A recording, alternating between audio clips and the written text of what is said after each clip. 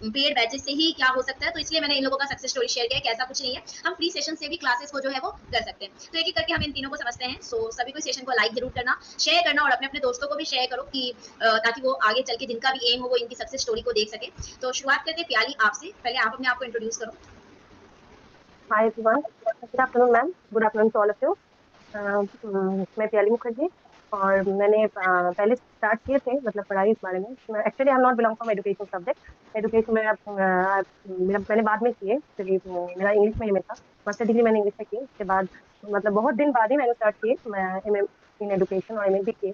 तो इस दौरान मतलब बिग पॉइंट तो मेरे थे ही क्योंकि मैं इससे बिलोंग नहीं करते, तो इससे नहीं हो पाया पिछले एक दो बार। तो फाइनल लास्ट टाइम मैंने मैम की तरफ ज्वाइन किया है।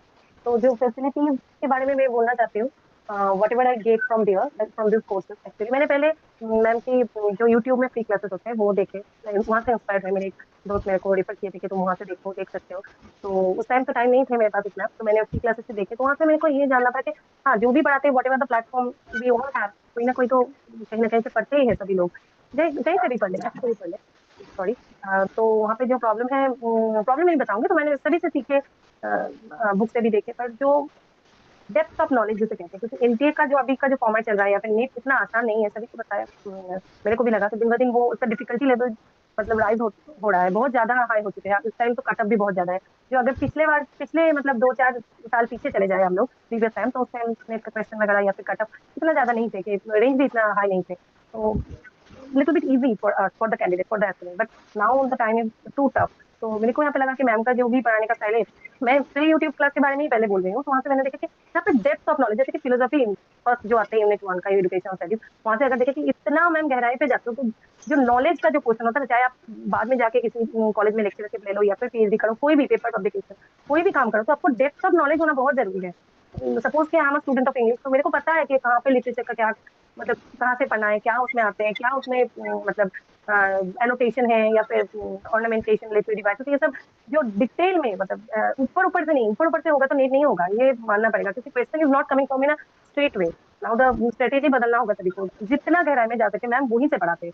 तब मैंने उससे इंस्पायर होकर, मेरे एक क्वेश्चन के लिए नहीं हुआ पिछले टाइम देखा, तो मैंने मैम के पास एडमिशन लिया। एडमिशन लेकर जो मेरे को मिला वो मैं शेयर करना चाहती हूँ। चाहे किसी का एक बार नेट हो ना हो, जेआरएफ हो ना हो, आपको जो मिलेगा वो है डेप्थ ऑफ नॉलेज। उसमें जो आपको किसी को सभी को बताया, यहाँ पे जो 18 जून का जो क्वेश्चन था वो इससे डिफिकल्ट था, मेरे मेरे हिसाब से तो था एटलीस्ट। तो वहाँ पे जो क्वेश्चन पैटर्न था, सभी कोई मतलब जो भी जितने भी स्टूडेंट क्यों ना हो, वो घबरा गए थे कि ये क्वेश्चन पैटर्न, ये जो मैचिंग वाला बहुत पोर्शन है उसमें टाइम बहुत ज्यादा चले जाते हैं कि कौन सा वाला होगा या फिर कौन सा जो सीक्वेंस में जो देते हैं।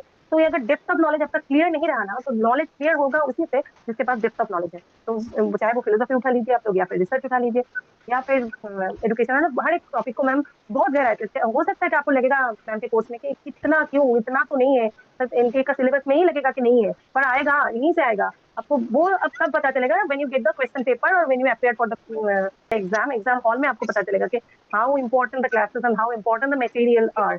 की बिल्कुल, पॉइंट, हाँ, की यहाँ पॉइंट पे इज मैं एक ऑल्सो बात बोलूँगी, इम्पोर्टेंट। जैसे प्याली ने बोला कि मैम का कंटेंट जब देखते हैं तो एक पल को लगता है कि अरे इतना सारा क्यों पढ़ा रही है, तो ये मेरे सभी पेड बैच लर्नर्स को लगता है। और कई ऐसे, जैसे प्याली ने मुझे आज बोला है, इसके ऐसे भी पहले कई ऐसे लर्नर्स जो बैच में होते हैं और वो बोलते हैं मैम क्या ये पढ़ना जरूरी है, क्या ये एक्स्ट्रा जरूरी है, और जब एग्जाम देकर के आते, जैसे इस बार ही आपका हंकिंस मॉडल वगैरह करिकुलम का आया था एंड आपका सेलर अलेक्जेंडर मॉडल आया था, मैंने पहले भी पढ़ा रखा था। लर्नर्स ने मुझसे बोला मैम ये मॉडल तो सिलेबस में नहीं है, क्या पढ़ना जरूरी है? मैंने उनको बोला आपकी मर्जी है, मेरा कंटेंट प्रोवाइड करना काम है। एंड जब वो एग्जाम दे के आए तो कहा कि मैम अगर आप ऐसे नहीं बोलते ना तो हम सच में नहीं पढ़ के जाते। और आया और मेरा वो क्वेश्चन सही भी हुआ, और शायद इसी वजह से ये सब जेआरएफ हुआ। तो लिटरली बच्चे पहले सोचते हैं कि ये इतना ज्यादा ज्यादा क्यों है, और मैं भी कभी कभी खुद जब बच्चे क्वेश्चन पूछते हैं लर्नर्स, तो मैं भी सोचती हूँ बेकार मैं दे रही हूँ, फालतू का मेरा भी टाइम वेस्ट हो रहा है, बट लगता है नहीं, वही कंटेंट ना वो सिर्फ नेट के लिए नहीं, वो कंटेंट फिर आगे आप कोई भी एग्जाम दोगे ना, तो जैसे प्याली ने बोला कि इन डेप्थ बहुत जरूरी है। और लिटरली हम क्या फोकस एजुकेशन में सिर्फ मेरा एक एम नहीं होता कि हम नेट और जेआरएफ निकाले और बस वहीं बैठ गए। इसके आगे आप डेफिनेटली इस लाइन में जुड़े तो टीचिंग के लिए जाओगे, आपके भी कोई लर्नर होंगे, और जब आप उनको इन डेप्थ नॉलेज दोगे ना, तो वो आपसे भी उतना ही सेटिस्फाइड होंगे जितना कि आप मेरे से सेटिस्फाइड होते हो। तो थैंक यू प्याली, हम वापस से आप पे आएंगे। Thank you very much, thank वापस से आप पे आएंगे, अभी हम अनिर्बन पे चलते हैं। अनिर्बन आप अपना एक्सपीरियंस शेयर करो। म्यूट अनम्यूट करो। अभी सुना है क्या? Yes. First of all, thank you, ma'am, for having us. It's an honour I can say. लेकिन मैं मेरा मतलब आपका क्लास का मतलब बहुत ही I am very grateful actually, क्योंकि मैं कभी आपकी पेड कोर्स में एडमिशन नहीं लिया, लेकिन आपका जो मटेरियल्स था मैंने यूट्यूब में देखा है। Initially I am also not belong from education background, मेरा बैकग्राउंड है लाइफ साइंस, मतलब बायोलॉजी, मतलब जूलॉजी में मास्टर्स ऑनर्स किया था, फिर मास्टर्स किया था। फिर मेरा एक दोस्त था, उन्होंने मुझे सजेस्ट किया था, मतलब she is my guide you can say. तो उन्होंने मुझे गाइड किया था कि you can pursue this also, because मुझे जब मैं बीएड कर रहा था ड्यूरिंग माई बीएड डिग्री, तो मुझे एजुकेशन सब्जेक्ट बहुत, मतलब ये जो टॉपिक्स होते हैं बीएड में वो भी तो एजुकेशन से ही रिलेटेड है, तो मुझे बहुत अच्छा लगता था। तो उन्होंने मुझे बोला कि you can pursue this from a different background. तो वहां से मेरा मतलब आई यू कैन से मेरा जर्नी शुरू हुआ। फिर मैंने एजुकेशन में मास्टर्स किया था, और इसलिए नीट में अपियर हो पाई। तो पहले मेरे 2023 में, 2023 में पहला जो सेट हुआ था WB set, I am belong from West Bengal Kolkata. तो वो मेरा पहला एग्जाम था। तो वो एग्जाम देके मुझे मतलब थोड़ा डिसअपॉइंटेड रहा था, क्योंकि उतना अच्छा नहीं गया था।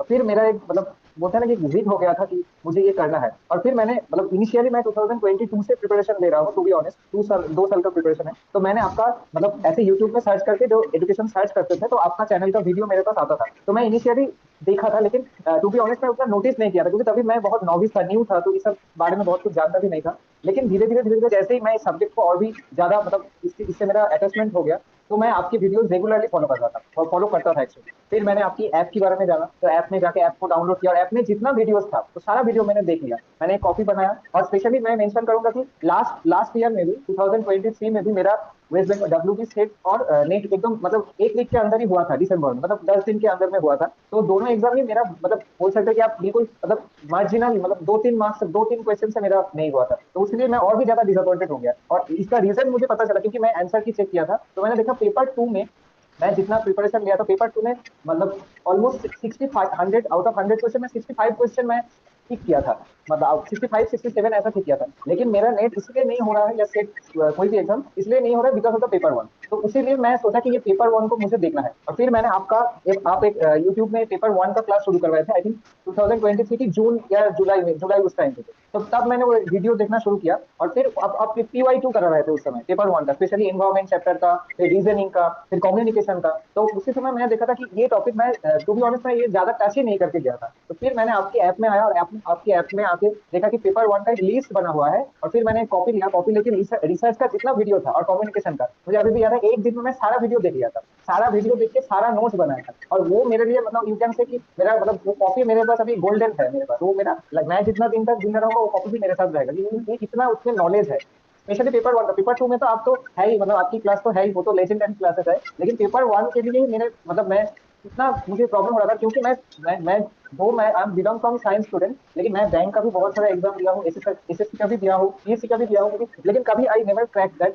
बिकॉज ऑफ क्या होता है कि मैम मतलब मेरा फैसिलिटी नहीं था कि घर में प्रैक्टिस करने का। और बैंक का एग्जाम आप तो जानते हैं कि हर बार आपको घर में जितना प्रैक्टिस करोगे वो DI बढ़ेगा, उतना आपका एफिशिएंसी बढ़ेगा। तो वो मेरा कभी इकोनॉमिक प्रॉब्लम थोड़ा था, तो I could not afford that computer, तो मेरे उसलिए नहीं होता था। और अभी भी एजुकेशन में आके भी मैंने देखा कि पेपर 1 में वही DI है, तो वो DI मेरे अभी भी नहीं हुआ। आई कैन मुझे अभी भी मतलब इस बार भी जो नेट हुआ है इसमें भी मैंने DI ठीक नहीं किया, लेकिन ठीक मैंने किया बाकी जो पेपर 1 का जो बाकी टॉपिक था, स्पेशली कम्युनिकेशन का टॉपिक और रिसर्च का टॉपिक। तो वो मेरा आपका वो जो वीडियो था यूट्यूब आपके ऐप में, तो वो वीडियो से जो इन्फॉर्मेशन मैं वहाँ पे मुझे मिला, वो इन्फॉर्मेशन बहुत ही अच्छा। वहां से मुझे मतलब एटलीस्ट 3-4 क्वेश्चन पेपर 1 में तो मुझे मिला ही था। और उस आई मुझे मैं आई एम श्योर कि उसी क्वेश्चन ठीक क्या था, उसमें से 8-10 नंबर जो मिला उसके लिए मेरा आई थिंक कट ऑफ इस बार क्लियर हुआ है। तो I am very very very very thankful to you. आपकी जो टीचिंग्स है और आपकी जो लेक्चर है और रिसर्च का भी, मतलब कुछ कुछ टॉपिक आप ऐसे बोलते थे, जैसे मैम ने बोला कि कुछ कुछ टॉपिक आप ऐसे बोलते थे, मैं लगता था कि ये टॉपिक तो मतलब एनटीए की सिलेबस में भी नहीं है,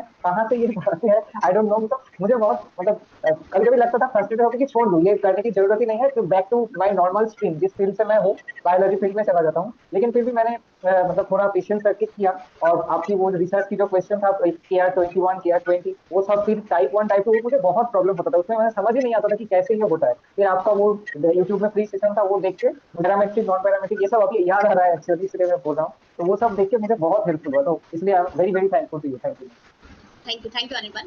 वापस आएंगे लाइक जैसे अनिर्बन के ये 2 पॉइंट मुझे बहुत अच्छा लगा कि जैसे पहला उन्होंने डिफाइन किया और अगर आप इसके पहले की सक्सेस स्टोरी भी देखोगे उसमें भी मैंने बोला है कि सिर्फ पेपर 2 लेके हम जब चलते हैं ना तो कहीं ना कहीं मेरा नेट जेआरएफ दोनों रुकेगा। जेआरएफ चाहिए तो पेपर 1 तो पेपर 1 और पेपर 2 पे तो इक्वली टारगेट करना ही और साथ ही साथ पेपर 1 में कुछ ऐसा चीज को स्ट्रॉन्ग करना जो दूसरों का कमजोर होता है और नेट चाहिए ना हम दोनों में एक बैलेंस बना के रखेंगे पेपर 1 और पेपर 2 तो हम अच्छे मार्क्स से नेट भी क्वालिफाई कर सकते हैं। तो बिल्कुल सही अनिर्बन आपने एकदम सही कहा एंड यस थैंक यू इसके लिए कि आपने बोला कि इवन फ्री क्लासेस में भी मैं पेपर 1 और पेपर 2 बिल्कुल इन डेप्थ पढ़ाती हूँ और इवन इस चीज के जैसे पेपर 1 के लिए बोला इस बार की सक्सेस स्टोरी में सभी लर्नर्स ने मुझे बोला कि मैम आपका पेपर 1 हम देखे हैं और पेपर 1 मुझे लगता था कि मैं पेपर 1 की क्लासेस बेकार ले लूं लर्नर्स देखते नहीं है लेकिन इस बार जिनका भी क्वालिफाई हुआ है जेआरएफ या नेट और उनकी फीडबैक से पता चला कि नहीं आपके लिए मेरी पेपर 1 के सेशंस भी इंपॉर्टेंट होते हैं। तो चलो थैंक यू इसके लिए Anirban thank you very much. हम वापस से आप पे आएंगे। अर्पण अब आप बताओ अर्पण का हमारा जेआरएफ है तो वो अपनी जेआरएफ की सक्सेस स्टोरी शेयर करेंगे हमारे साथ। Hello ma'am, hello. मैं अर्पण प्रामाणिक, मैं वेस्ट बंगाल से हूँ।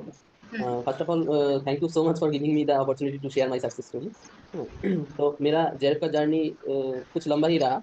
मेरा एकदम से नहीं हो गया है जेआरएफ। मैंने फेलियर भी झेले हैं 3 बार। 2022 में जो मोटरसाइकिल का एग्जाम हुआ था वहाँ पर मैंने फर्स्ट एग्जाम दिया था नेट का।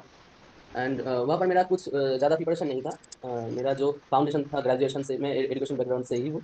मेरा जो ग्रेजुएशन और मास्टर्स का जो फाउंडेशन था उससे ही मेरा नेट हुआ था उस बार। जेआरएफ उस बार मेरे पास क्वेश्चन हुआ पर एक्स्ट्रा बहुत इन्फॉर्मेशन था, वो मुझे बहुत हेल्प किया है। फिर मैंने उस बार भी मेरा नहीं हुआ है जेआरएफ। उस बार भी कुछ क्वेश्चन से अटक गया था।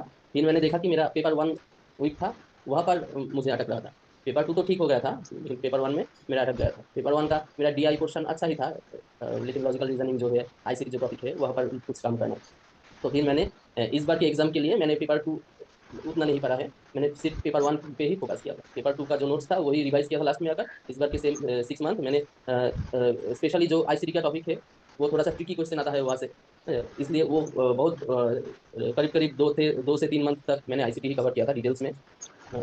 फिर मैंने जो लॉजिकल रीजनिंग का टॉपिक है वो सिलेबस तो छोटा है लेकिन बहुत ट्रिकी ट्रिकी यूनिट है वो। फिर उसको भी क्लियर किया था। हायर एजुकेशन भी क्लियर किया था। तो इसके लिए मेरा पेपर 1 स्ट्रांग हो गया है। इस बार मेरा पेपर 1 में 82 मार्क्स आया है। तो इसलिए पेपर 1 मुझे बहुत ही आगे धकेल दिया है।